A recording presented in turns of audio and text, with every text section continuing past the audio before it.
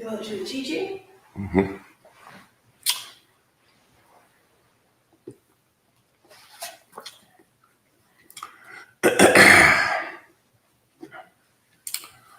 Good morning again. We are back.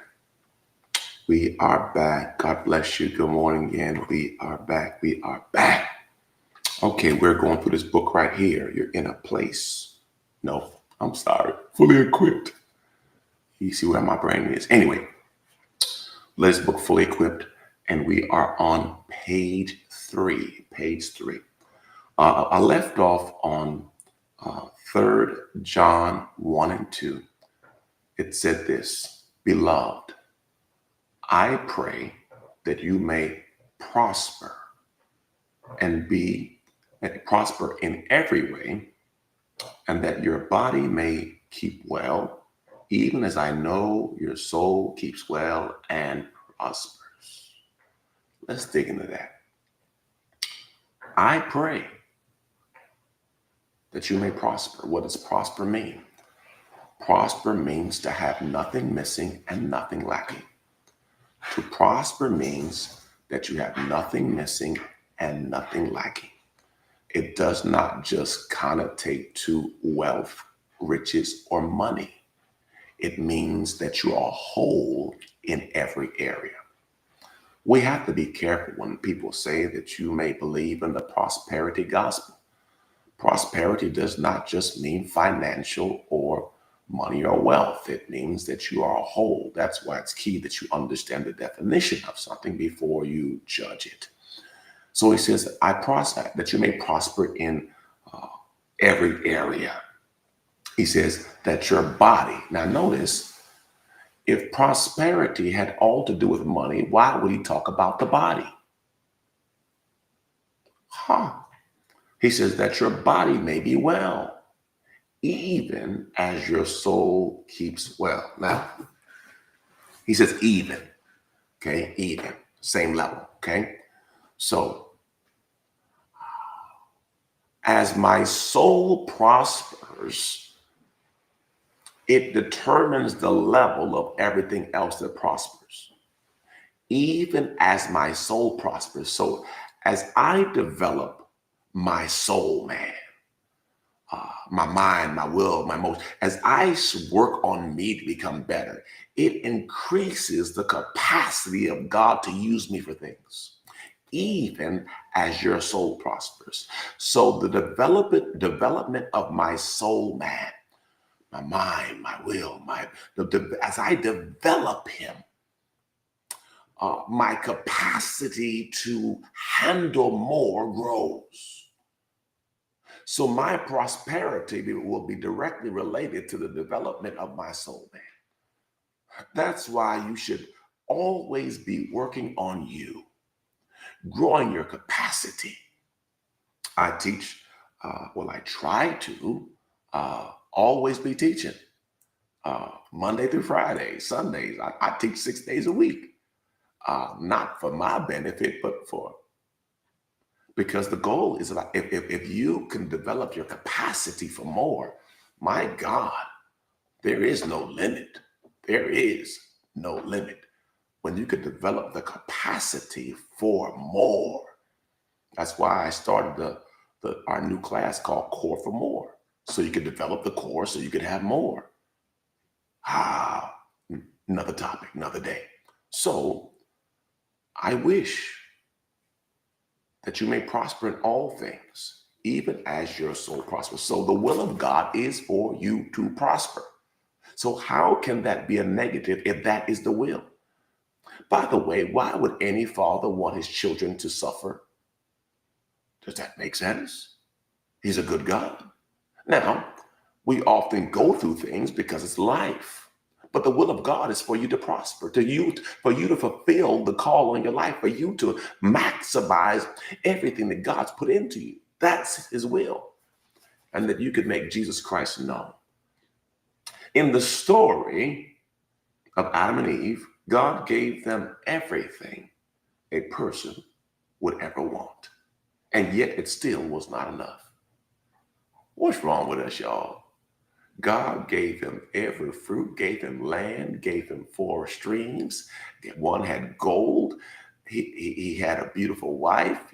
Adam had to be handsome. God made him. To God be the glory. They should have everything. But yet and still, it wasn't enough. That's why you have to be careful listening to people, the Joneses. Not just the Jones, just when you focus on other people's life or situation, you could become discontented with your own.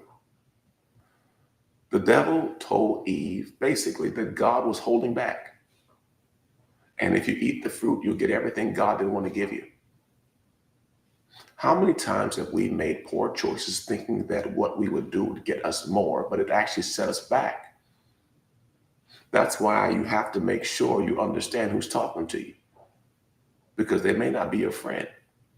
You are where you are in life based on the voices you heed and the choices you make. Because the steps of a good man are ordered by the Lord. But the challenge is, so does the devil. The devil gives orders too. That's why you must discern the voice and make the right choice. My God. People often don't take the time to evaluate the consequences before they make decisions. See, the reality of it all, you have a choice, you have a decision, but the consequences are out of your control. And then you put yourself in a horrible position when you're trying to fix it after. All of us have made mistakes and wish that we can go back and do it again, but guess what? You can't. So the best way to learn is to learn through others' mistakes. You don't have to make the mistake. You don't have to try everything. You could see if someone's already tried it and learn from them so that you can move further along in life with less setbacks. Key point, top of page 4. If you can live with the absolute worst consequence of your decision, then do it. If you cannot, you shouldn't do it. If you can, after you play the whole thing out, and you say, you know what, the worst case scenario is this, and I couldn't handle that. So then you know the answer. Don't do it. Because what I've learned in life is sometimes it seems like the worst case happens more often. No, the worst case often happens when I'm in sin or outside of the will of God, which is also sin because you missed the mark. So when I'm doing something that I am not sure about, I have to really analyze it so that I don't extend a learning season that was not necessary so that I can get on to my next season. Hallelujah. I heard a great story of a successful married executive. A female associate approached him in his office with a proposition. One night of passion, no strings attached. Many would say that this was a pretty tempting offer. He looked at the associate and said, "No, thank you. I don't want to have to kill you." "What? Kill you?"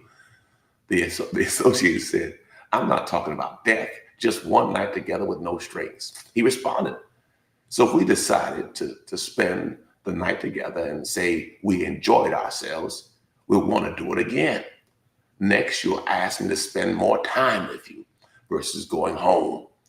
Then you will threaten to tell my wife about our time together. And then I'll have to kill you. So instead of going through all of that, let's just agree it's not worth it." Play the whole thing out.